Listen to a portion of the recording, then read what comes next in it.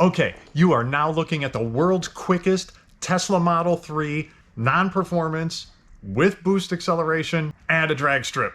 At least according to dragtimes.com, which, let's face it, that is the world's foremost trusted source in drag racing. If we can't trust Brooks, who can we trust, right? Okay, there might be some quicker Model 3s on the Draggy leaderboards, but I have no idea what these are. They could be performance 3s, they could be stealths, they could have a ghost upgrade, or like mine, they could just be a Model 3 with the boost acceleration option. It's just too hard to say. Okay, so drag strip. In this video, I'm going to show you how I broke the world record and how you can too.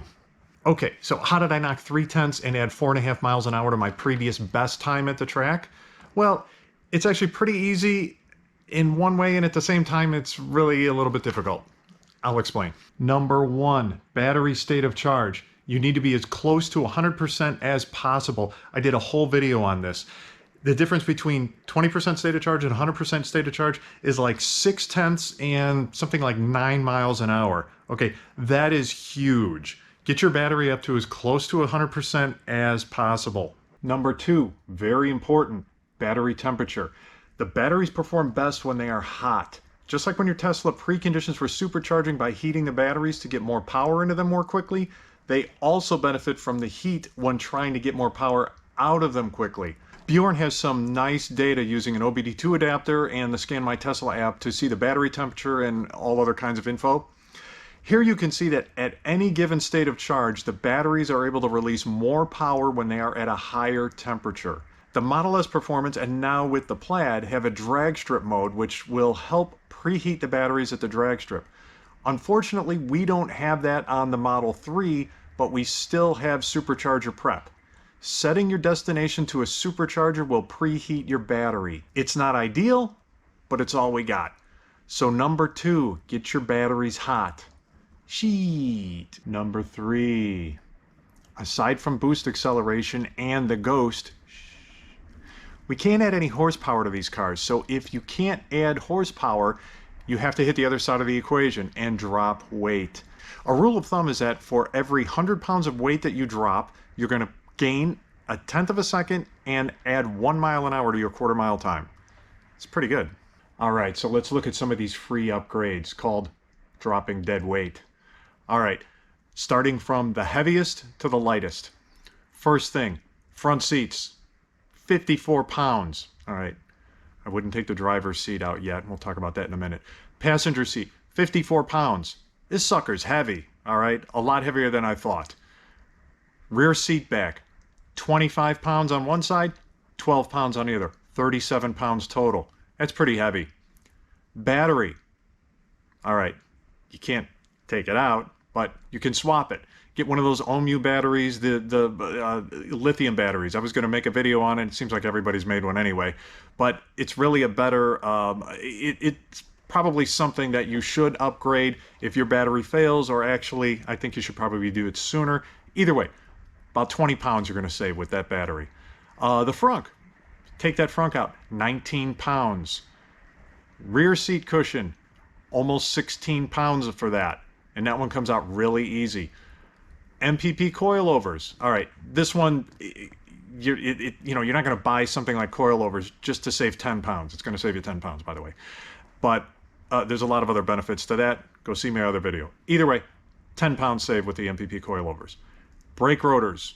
MPP brake rotors. 9 pounds just for the front rotors. It's going to save you. Subwoofer and amps. Lighter than I thought. 8.5 pounds total, though. Wheel spacers. All right, most people don't have wheel spacers on their car. I did. 8.5 pounds saved. Aero wheel covers. 5.6 pounds total. All right. MPP, rear camber arms. A couple more pounds. All right. What are we looking at here total? 190 pounds. So we've already improved almost 0.2 and 2 miles an hour just by dropping some of this dead weight. Now, personally, I weigh about 175 pounds.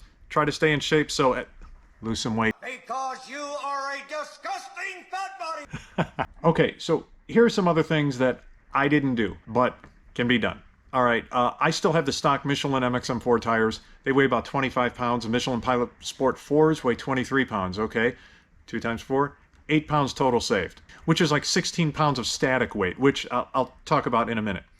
Lighter wheels. Stock 18-inch wheels are only about 21.6 pounds, which is pretty good, but there are some in the 18 to 19 pound range. That's an overall savings of 12 pounds on wheels. That's about 19 pounds of static weight. That's pretty good.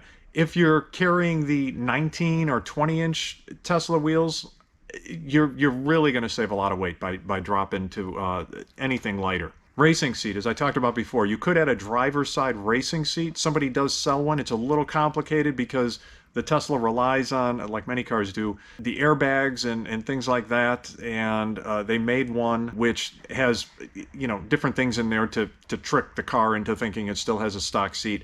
And from what I can see, though, it only saves you about 10 pounds. So really that racing seat is going to benefit you more for racing. You could gut the car completely, all right? This is something I was not going to do.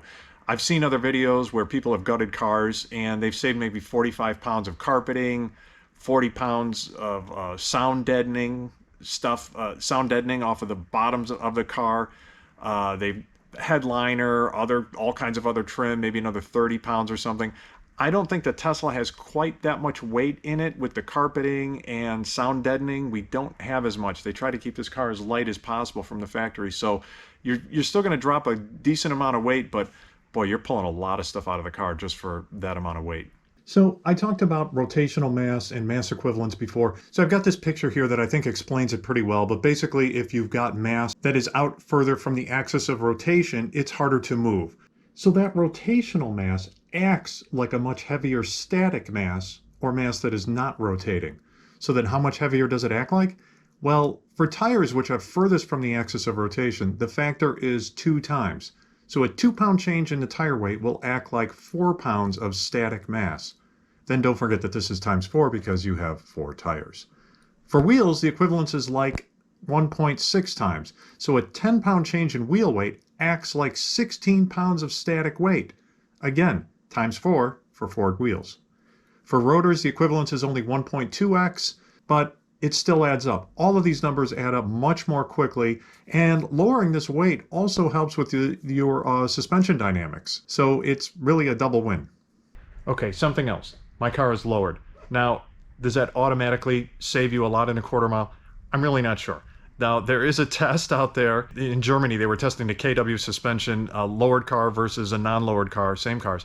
And they got 7% more efficiency out of the lower car. So it's obviously helping with the car go faster, more efficiently. How much does that equate to in a quarter mile? I don't know. I'm not going to be able to figure that out. But it helps. Another thing that you can do, stickier tires. I mentioned those Michelin Pilot PS4s. I had the stock MXM4s. I never feel like the car loses traction, especially at the drag strip. The drag strip wasn't treated anything special or anything, but even on the street, the car just doesn't lose traction when it's dry. So I'm not sure that a stickier tire is necessarily going to help this car with this amount of power that it has. But, those better tires are better tires. And if they can also be a little bit lighter, hey, that's going to help you for sure.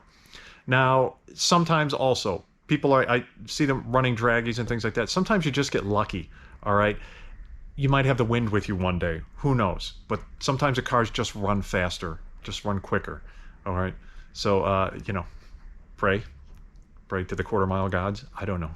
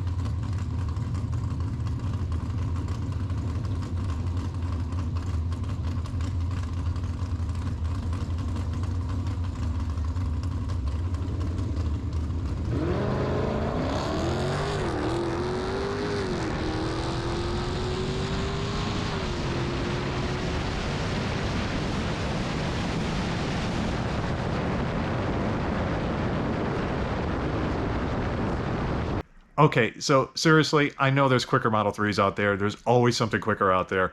So get to the track, all right? I want to see this record get beat, 11:58. It's pretty quick, but again, I know there's quicker. So hopefully with these tips, you guys can do this too. You can do it! All right, so please like and subscribe. I do have a garage makeover video coming out, hopefully soon. And I've got another video too of a Dodge Charger getting beat over and over again at highway speeds, starting at highway speeds. These are speeds that, we're always told, the Tesla's nearly that quick up at the, these higher speeds. They're 0 to 60 cars. Okay, Dodge Charger though, 485 horsepower, didn't stand a chance. All right, check it out.